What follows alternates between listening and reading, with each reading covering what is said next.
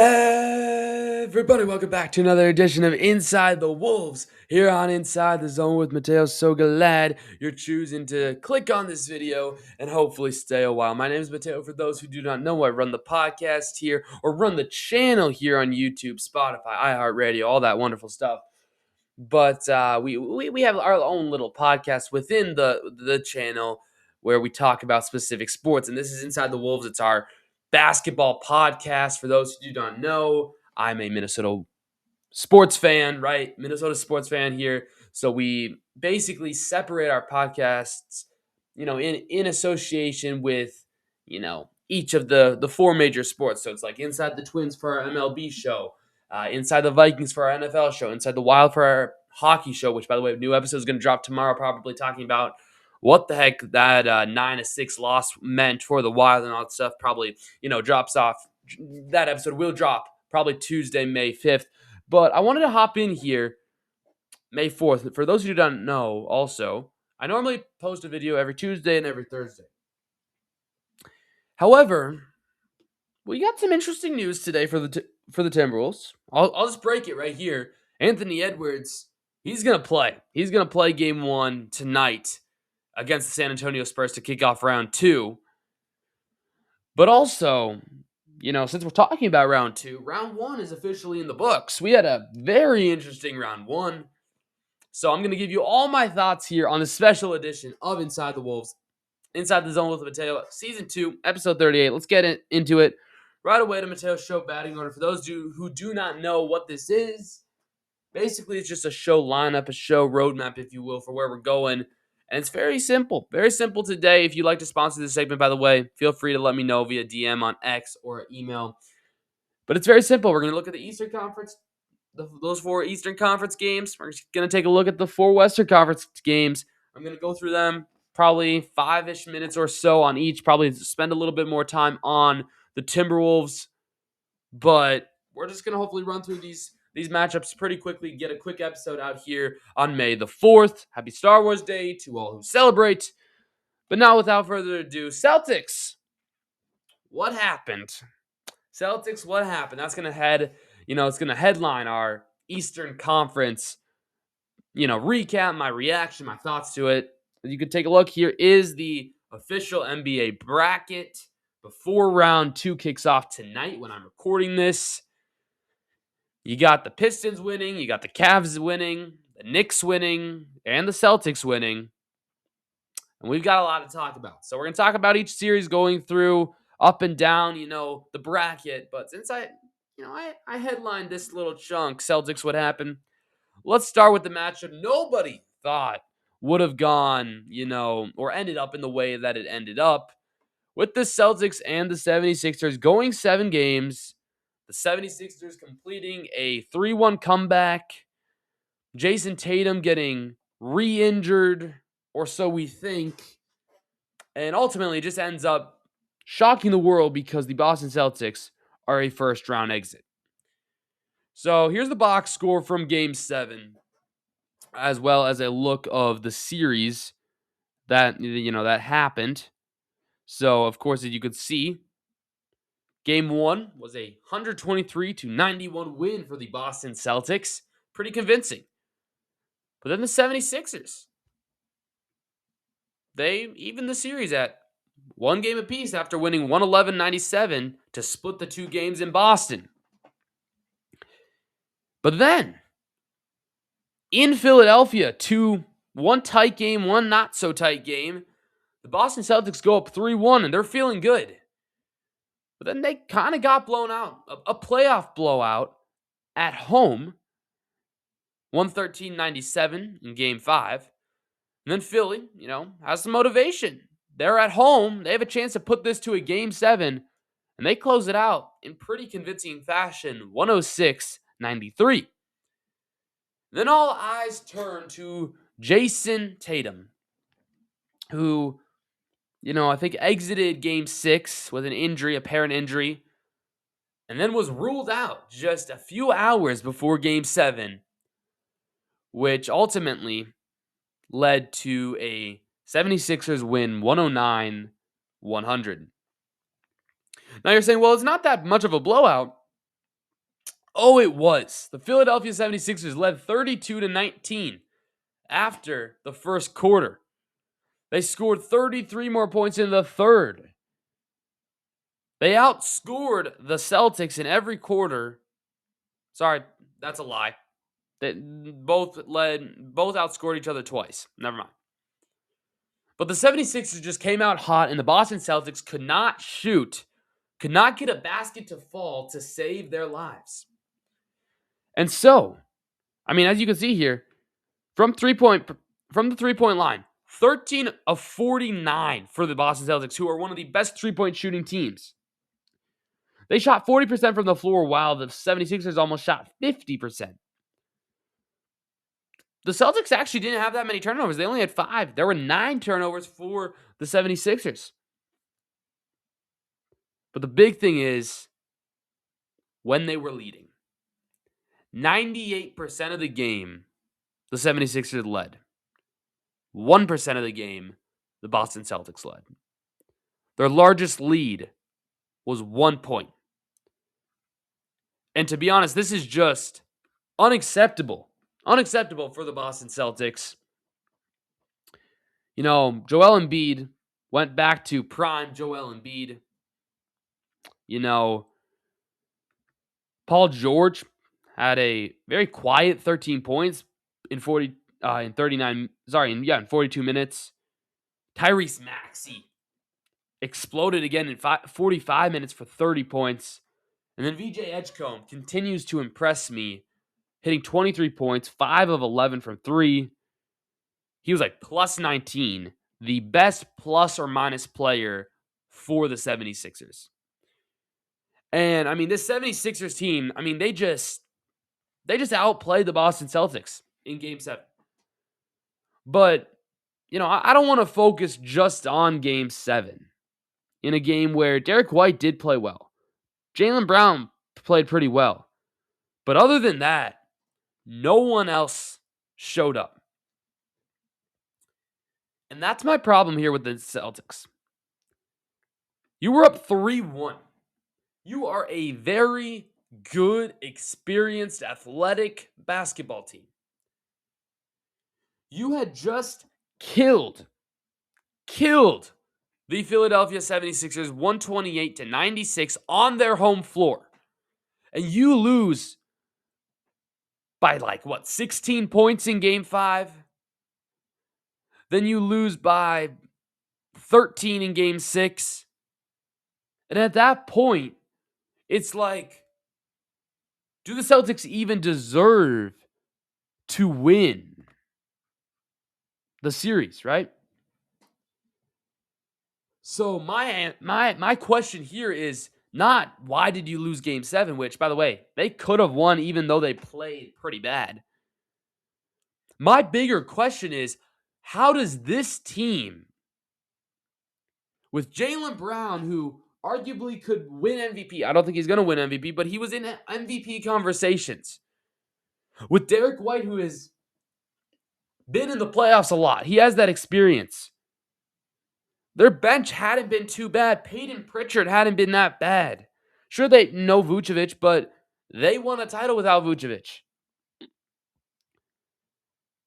How do 5 of your players in Game 7, though, score 0 points?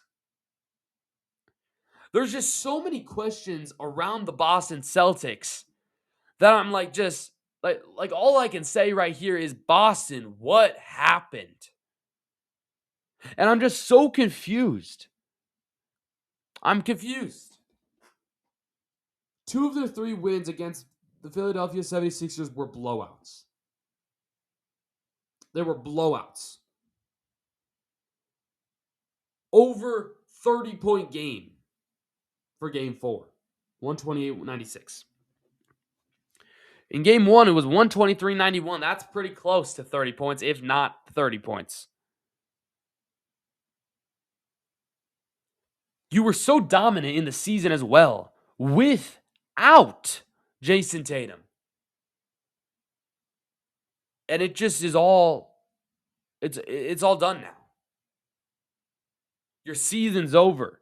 You got Jaylen Brown going on his Twitch stream saying, blaming the refs, blaming Joel Embiid for foul baiting. Foul baiting is just a part of the game now. I'll have my problems with it. Don't worry. I had my problems with it with Jamal Murray. I'll have my problems with it with SGA. But at this point, that's your biggest takeaway, Jaylen Brown, that the foul baiting. You had a 3-1 lead and you let it slip. I just honestly don't know what's going on here, but props to the 76ers. Props to VJ Edgecombe. Props to Tyrese Maxey. Props to Paul George and Joel Embiid for getting it done. It was hard. They were heavy underdogs, but they did it. They upset a 56-win team, a team that was almost unbeatable at home, and just outplayed them. I'll probably have more content about these two teams in the coming weeks. But for now, that's all I'm going to say about this Celtics collapse, if you will. Moving on, though. We could have had another collapse in New York City. Unfortunately, it didn't happen. For those who do know, I picked the Hawks to win the series, and for a little bit, it was looking good. But then, you talk about a team that, we're asking what the heck happened. Hawks losing by 51. They lost by 51 in Game 6. Is this even NBA basketball anymore? Man, what happened, bro? I'm just asking these teams all the time, look, what happened? Now, Atlanta, I know they're inexperienced, whatever you want to say. They almost had Game 1. Game 1, I think if they would have won Game 1, I think they would have won the series. But they did lose by 11, all right? You put that one behind you. So you're playing in Madison Square Garden. You probably shouldn't even win that game. But then they go out there. CJ McCollum and Nickeil Alexander-Walker, those guys have a great game in Game 2. And they win by a point. A really clutch game, really exciting. And then they win by they win another one-score game, a one-point game at their home crib, 109-108 in Game 3. Before then, the train just went off the tracks. The train just, fell off the tracks rapidly after that, as the Knicks not only held them to under 100 points after Game 3, but scored over 114 points from that point on. 114-98, 126-97, and then, 140-89. It's video game numbers. However, for Atlanta, I do want to say here, sure, you couldn't shoot the ball, but you got the experience. You still have some things to work out, but you got some of the experience. Jalen Johnson needed this experience. Dyson Daniels, my gosh, was he bad in the postseason, but he needed the experience. Your whole team is very young besides CJ McCollum. Nickeil Alexander-Walker, he had some experience, but other than this, Kuminga, sure, he had some, but you just needed this, in my opinion, for the Atlanta Hawks. And this loss should not take away, anything from your season. Your season, you had the best record in the Eastern Conference after January 1st. You guys turned the heat up. You were almost a 50-win team after starting pretty bad, then trading Trae Young, and then things just drastically changed. And now you should take this as a learning point. Ignore the 51 points because everybody is saying, what's going on? Me included, but ignore that noise. Ignore it. You made it a series. You scared the Knicks. And now you have lessons to take from this series and apply it to next season, where I think that, I'm not going to say, I think this is a hot take. I think in a very weak Eastern Conference. I think the Eastern Conference is definitely weaker than the Western Conference in that saying. Obviously, there's a lot more, I think, competitive teams, or there were a lot more competitive teams in the East, but overall, you have a lot of the top teams in the West. Minnesota, OKC, San Antonio, Denver. I think the Atlanta Hawks, I think they are a top 3 seed next year in the Eastern Conference. I think with the right moves, the right free agent signings, maybe with the right trade, with the right draft pick, I really think they're not that far away from being able to win a playoff series and maybe more. But for the New York Knicks, man, was that a scare. I mean, that had to be a little scary. I mean, to some extent. They first take one game at Madison Square Garden. Then you're down 2-1. But props to the coach. Props to Jalen Brunson. Props to Karl Anthony Towns. Props to that whole team because they dialed in, they locked in, and they won the series. They won the next 3 games, and now they're going to be playing who they thought they were going to. They thought they were going to be playing the Celtics, but now they're going to be playing the 76ers, which I think is going to be a very interesting series. That kicks off tonight. When I'm recording this, I'm recording it May 4th. It kicks off, I believe, 8 Eastern on NBC. But again, moving on, we're trying to get through all these series. I did talk a little too much about the 76ers and the Celtics. We got another game 7. I mean, the next 2 are 7. This is funny. Like, it only took up to a game 6 for some of the Western Conference series to finish up. If not, they were like 5 or a sweep. All these games took at least 6 or 7 games. I mean, the Eastern Conference was wild this year. It was wild. And I mean, this series, the Cavaliers and the Raptors, was a very wild series. I mean, a series where the home team won every single game is absolutely insane. I mean, even you're looking at their home records in the season, in the regular season, it wasn't too great. I mean, sure, the Cavs were 27-14 at home. The Raptors were 22-19. Sorry, that was 22-19 away. So I guess the Raptors did have a little bit more success at home, but still, it's kind of rare to see all home teams win. But yeah, that is what happened. I mean, we had the lucky shot from Toronto in Game 6 in overtime to win that game. But to take you back through these series, I mean, the first 2 games were pretty convincing wins for the Cavs. We were saying maybe it's going to be a Cavs sweep. But then the Raptors, they really locked in. They scored 126 points, only allowing 104 in Game 3, making it 2-1, making it in the series. And then held the Cavs to under 90 points in Game 4, winning by 4 to force, to tie the series. Then it was a close game. Then it was close games from there on out, really. A 5-point win for Cleveland in Cleveland. That 2-point overtime win for the Toronto Raptors. And then you got Game 7, which, to be honest, it was close until the third quarter, where the Cleveland Cavaliers scored 38 points.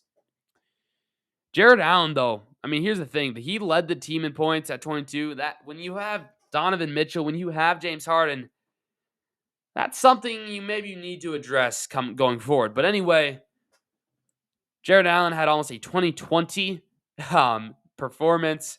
He played really well. Scotty Barnes had a good effort.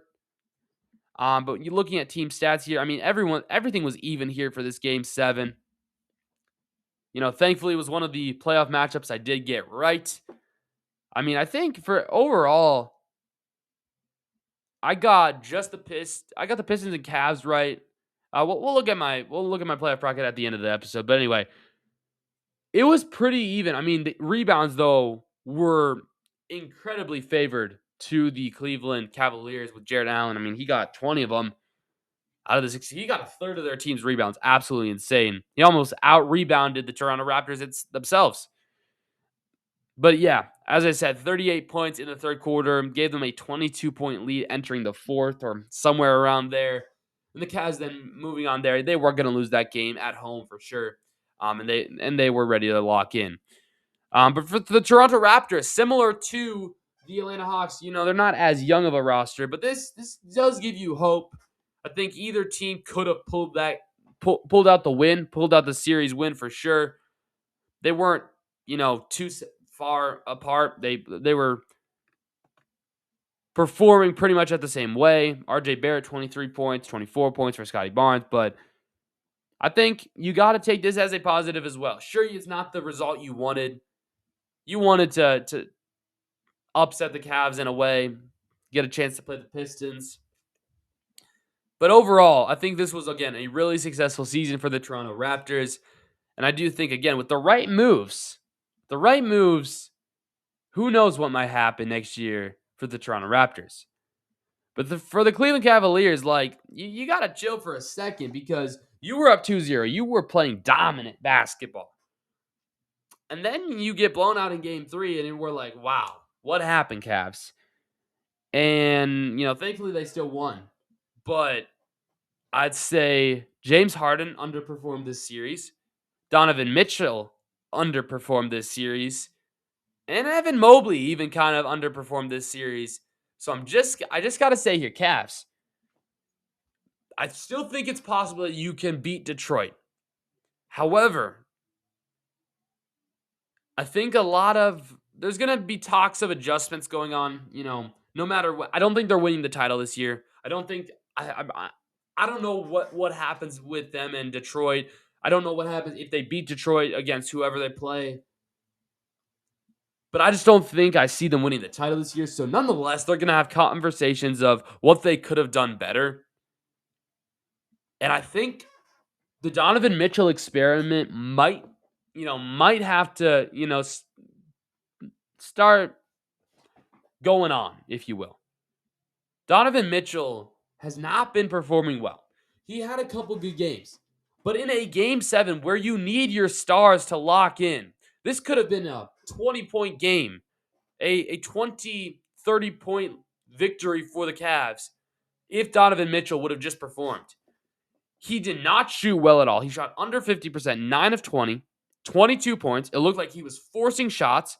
He wasn't getting good rebounds. He wasn't getting good assists. Sure, he only turned the ball over twice. He wasn't playing great defense. He was a +8 in a really good win for the Cavs. Your bench had way better numbers than all your starters, except Jared Allen, who was a +13. Dennis Schroeder was a +11.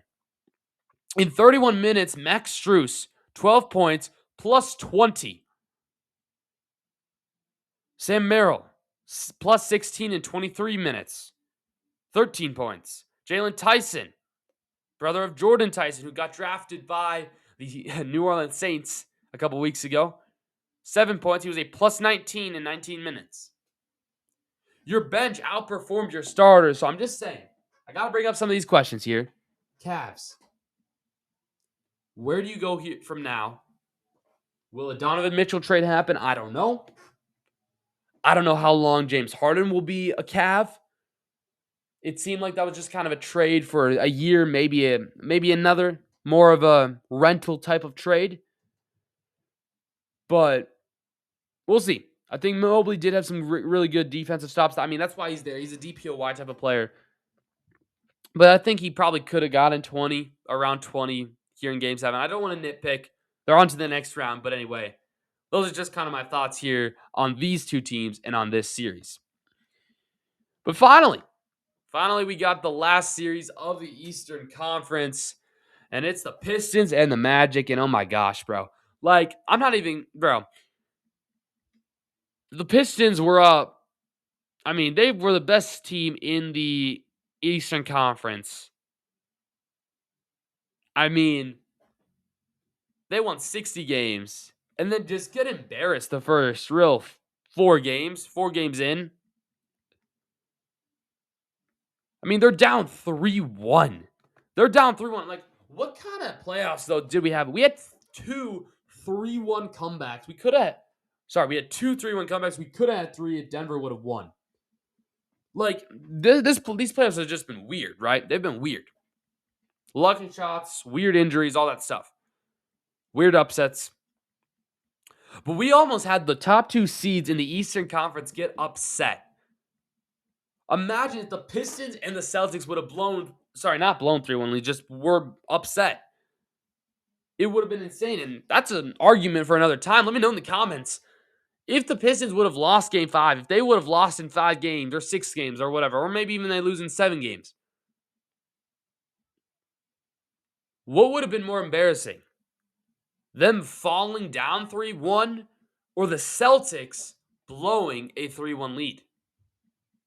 Let me know down in the comments down below because I feel like that could be a fun argument we could have. Let me know in the comments, though, which would be more embarrassing and why? I'm not sure how I would answer that because I just kind of came up with that question. But I think, we could kind of forgive Detroit a little bit. They got embarrassed. Sure, they're a little inexperienced. They got embarrassed, but they put it behind them, right? They put it behind them. They lost the first game. They bounced back. They pretty convincing winning game 2. But then they lose the next 2 games in Orlando. But then, the rest of the games weren't even close. So, for me here, while Paolo Banchero, that guy is special. He's starting to figure some things out. He's starting to, I'm starting to respect him a little bit. He almost had a triple-double. He's almost there, and I think the Magic, they aren't far away. Similar to the Hornets who got eliminated in the play-in tournament.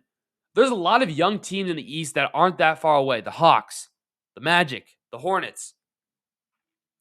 I think they're just missing a couple pieces here, and they were just lacking a little bit of experience. But yeah, they did their job. They gave Detroit a scare. They could have had that win. Obviously, that's not what happened. But again, don't feel too bad on yourself. Sure, you blew a 3-1 lead. But again, going into this series, everybody expected you to maybe get one game. But, I thought it was going to be closer to a sweep. So you guys locked in. You surprised the world. Sure, you couldn't get it to go, which is a little unfortunate. But I still think you have this. You got to take this. You got to build off of this. And yeah, you're not too far away. But for the Detroit Pistons, man, oh man, was this interesting. This was eye-opening. But I also think, Cade Cunningham, he played out of his mind the last couple of games of the series. He kind of had a slow start to the playoffs, but he played out of his mind the last couple of games, averaging, he had a 45-point game, a 32-point game. He really locked in, and he showed why he should be one of the MVP favorites. I don't know who's going to win MVP, especially because he missed time. I know he got some appealed. He appealed, and I think he got some time back, so he's eligible for especially All-NBA. But we'll see. I think, if he had the opportunity, if he had played enough games and was for sure eligible, I think he would be probably one of my MVP votes. He was so valuable to this team, and he was a true leader. He stepped on to Game 5. He said, I'm gonna lock in. I'm gonna bring my team basically single-handedly to, overcoming a 3-1 comeback. And now they definitely have a lot of motivation. They're playing a team that also was a 7-game series, so no team was really resting for too much. So it's going to be really interesting to watch them play in a couple days. And it's going to be a really fun series. But in general, I think that's where I'm going to stop here about the Eastern Conference because we still got a whole nother conference to lock in and talk about. But again, as a reminder, we got the Pistons and the Cavaliers. Again, Detroit's only favored by 3.5 points here, even though Detroit is the home team. But then you also got the Knicks and the 76ers. Knicks are favorites by 7.5 for Game 1. And those are your 2 games here for the conference semifinals. But now we're going to do the exact same thing for the Western Conference. However, we're going to skip the Thunder because nobody thought that's what was going to happen, right? I'm going to briefly go over the Thunder and Spurs game. We're going to really talk about the Nuggets. We're really going to talk about the Lakers. But other than that, and, I've talked a lot about the Western Conference teams. I don't talk as much about the Eastern Conference. I'm going to talk a little bit more about the Eastern Conference today, and I talked, for almost 25, 30 minutes about the Eastern Conference. But the Thunder, were we really expecting them? I mean, they played their normal Thunder basketball. Suns really had no chance. They did outscore, I think, the Thunder in one quarter, which was pretty cool. But other than that, it was OKC in 4 from the start. And then the Trailblazers, man, they had their chance when Wemby went down, and their inexperience just showed up. I think again the Trailblazers, they could be a sneaky team for next year, especially if, again, they get the right pieces around them. They got the experience now, and to be honest, it's San Antonio. They're playing some really good basketball this season. Wemby's playing great. They're they're just built really well as well. So we kind of knew that was going to happen. But what we didn't think was going to happen was a Luka Austin Reeves team, a team without Luka, a team without Austin Reeves to beat. We did not think they were going to be able to beat the Rockets. But man, oh man, were we wrong. Were we wrong or what? Almost everybody I saw were picking the Houston Rockets. But the LA Lakers said no to that. LeBron James turned the clock back to 2005. And sure, they were up 3-1, and people can say, oh, maybe they were going to blow up a lead, and it would ruin LeBron James' legacy. Nah, it wouldn't have. But they had strong games. Were they close? They were pretty close. But also note this. KD did not play except one. He did not play any of the games except one. He played, I think, the game 2 game. Which to me is really suspicious. Like, how do you get injured in practice? Because that's how he got the injury. This whole Kevin Durant thing, we could talk about for another time. Like, I don't know what's going on over there with that relationship and all of that. However, even without Kevin Durant, even with Kevin Durant, this Rockets team just looked like a bunch of frauds. Like, we were like, how did they make the playoffs? Now, it could be an experience. I've talked a lot about that. But no Luka, no AR for most of the series. It's really just LeBron. And then what? Bronny James, Luke Kennard, and Rui Hachimura. You had the golden opportunity to even get a pretty easy series. Us Timberwolves fans, we were dying to get the Lakers to get us an easy round 1, but we know what happened with the Denver series. We still got the win, but it was still hard. We lost 2 of our players, sometimes even 3, if you will, because we did lose Ayo Dosunmu for a little bit. Looks like he's going to be healthy, though. We lost Dante for the season, right? We wanted a chill series. And to be honest, I think the Houston Rockets possibly thought it was going to be too easy. And then they lost the first 2 games, lost the third game on their home field, on their home court, and I just think they didn't really know what was going on. And then at that point, they won the next 2 games, cool. But then ultimately it was not enough with a 98-78 win, a 20-point win for the Lakers. LeBron almost 30 points, 8 and 16 rebounds, and a Rockets team that shot 35% from the floor, 18%, 5 of 28 from the 3-point line, 14 turnovers. Their largest lead was 5. I did pick the Rockets in both of my brackets. And I feel like I just don't know how to break this down here. Like, you go from a 52-win team to and by the way, 30-11 at home to a first-round exit. Like, nobody, even if the Lakers had home court advantage, nobody thought. I don't know if I saw a single person, except Laker fans, picking the Lakers to win this series. And it's just so confusing, and this is why, this first round has been so weird. The Kevin Durant injury is very weird. The whole Eastern Conference is weird. The Lakers beating the Rockets, advancing to the next round, which, by the way, they have a really tough matchup against the OKC Thunder. I think we all know how that's going to go. But, we thought the Rockets were going to take care of the Lakers easily. So who knows what they might do to the OKC Thunder.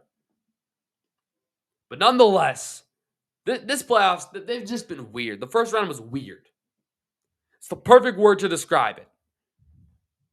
I was planning this episode, right? When this game ended and when the kind of the other series were ending, and then I was gonna use that hook. It's just been weird. Then I turned to NBA radio, right? Driving, I don't know. I think it was Saturday morning, Saturday afternoon, and the guy who was on there said the exact same thing. It's just been weird.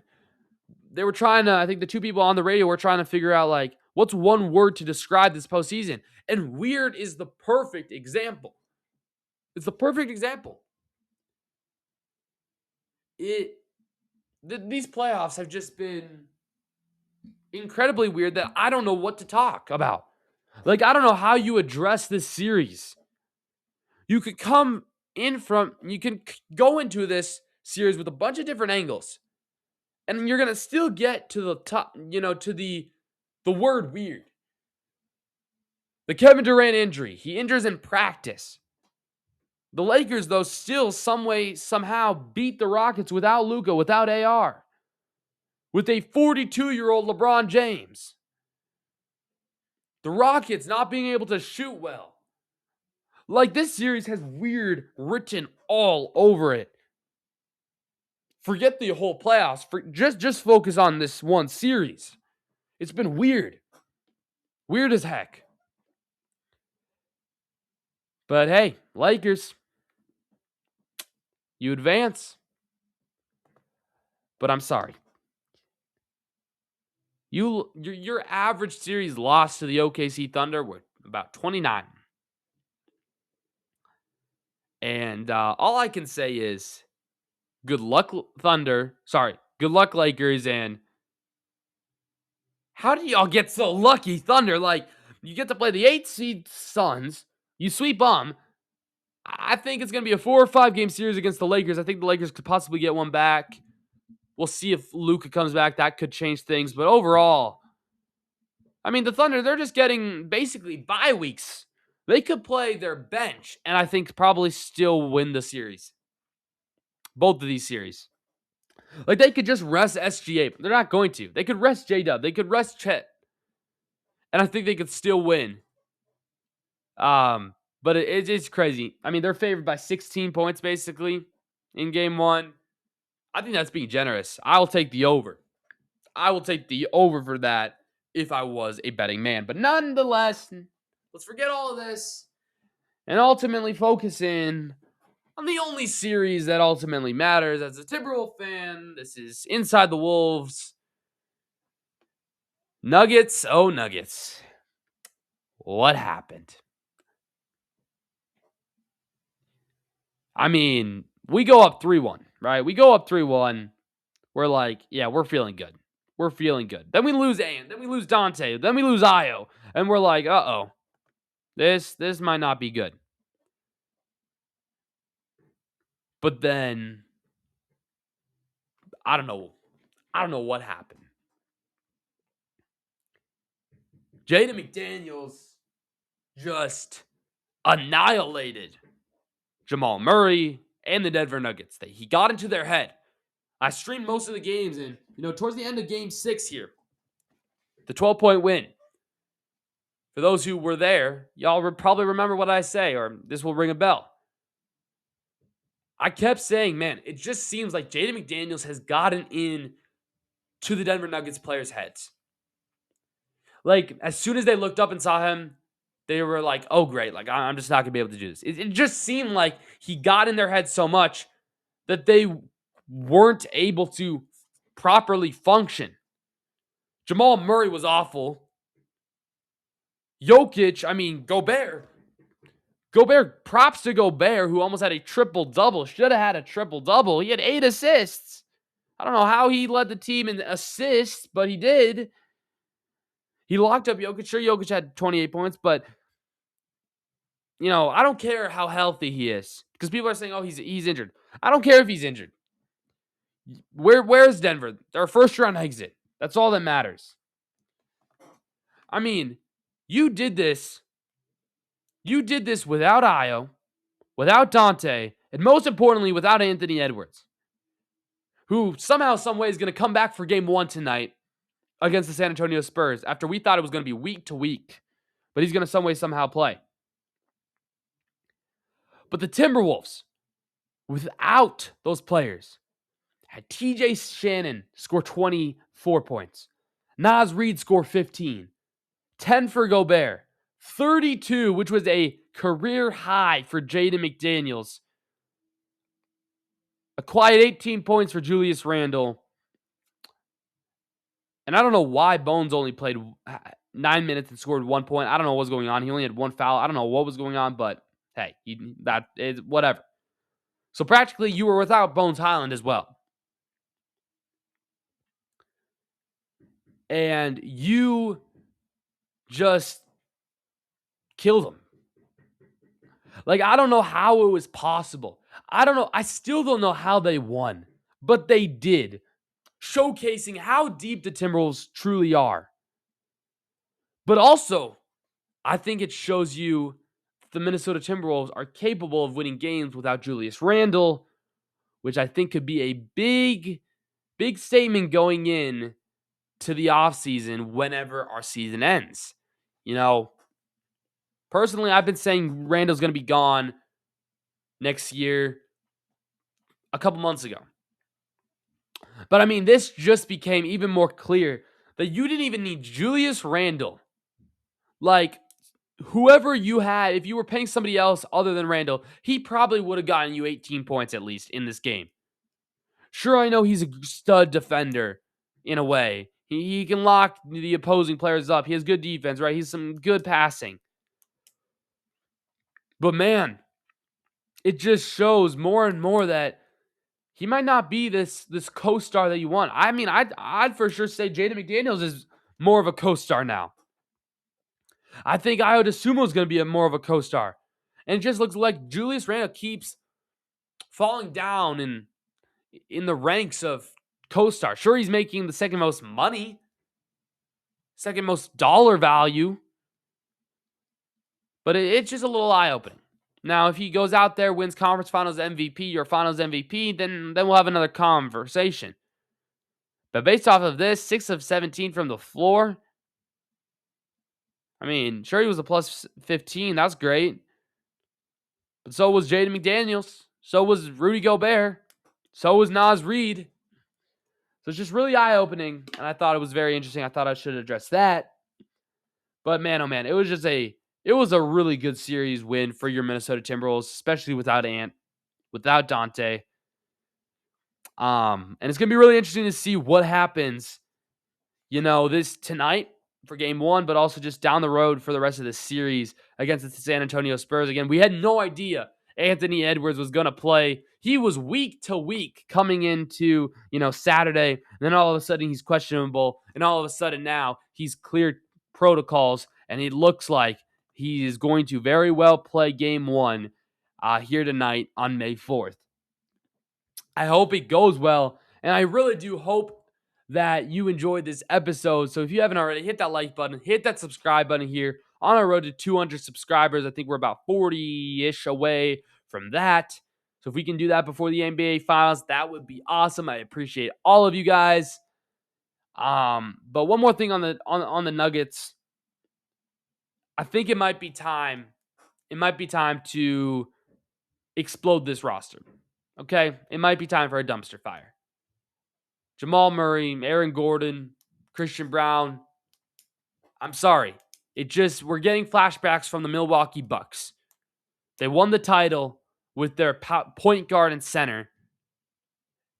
And then post-championship, the team was just constructed so badly.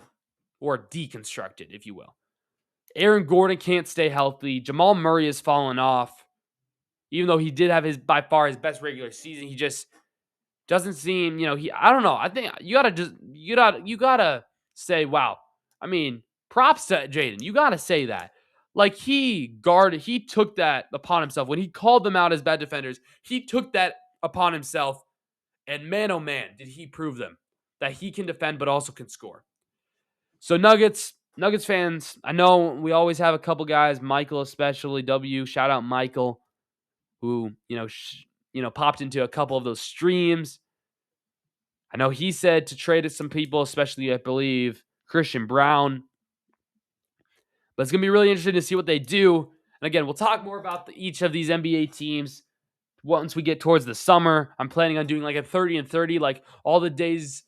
At one point, I'm going to try to do one. I'm going to upload one video a day, basically what's going on next for each NBA team. So like one day will be the Lakers, one day will be the Timberwolves, one day will be the Spurs, et cetera, until we get through all 30 teams. So I think that should be really fun. But until then, that's all I have to say about some of these teams. We'll talk more about the Timberwolves and the Spurs up in the upcoming weeks. Again, probably a wild episode probably comes out tomorrow, recapping what the heck we just saw. Or I might wait till Thursday because then they have a couple games off, a couple days off till Saturday because, they lost 9-6. I don't know what was going on over there. But yeah, this has been Inside the Wolves. Coming up here again on the podcast, I try to post almost daily shorts. Kingdom Competitors comes out every Saturday at 10 a.m. Eastern, where we take a look at Christian athletes and what they believe and what we can learn from them. Again, normally episodes every Tuesday, every Thursday. This just happens to be a bonus episode because I thought, round one wrapped up, so I wanted to make sure I got this one out before round two started. And then, I'm going to continue with these playoff streams, mostly the Timberwolves, but we'll maybe throw in some wild ones, fly play-by-play reaction, and so much more content coming out the next couple of weeks here. It's playoff time. We're grinding. School's wrapping down a little bit. Less school. I'm finishing some things. We still got a little school. We still got some school, but it's definitely wrapping down. We have way less. Well, I just have a little bit more time. Just a little bit more time. So I'm trying to get some more content for you guys. Appreciate everybody who's watching so far. If you've made it through the end of this video, comment W Ant-Man, because man, oh man, W Ant-Man is right, because he's going to be playing. He is a superhuman in a way. Not really. God's the only superhuman, but you got to keep God first at the center of what we do. But in the way, I don't know how he keeps coming back from all these injuries. It's incredible, but I'm going to let you guys go. Hit that like button, hit that subscribe button. You can follow me on Spotify, iHeartRadio, all that stuff. All the links are in the description of my YouTube channel. Follow me on X. But most importantly, hit that like button. Hit that subscribe button here on YouTube. Thank you guys so much for watching. If you don't forget to keep God first, because he's the most important thing in your lives. And I'll see you guys all in the next one. Have a great day. Enjoy the playoffs tonight, tomorrow, and whenever you're watching this. Have a great day. Peace.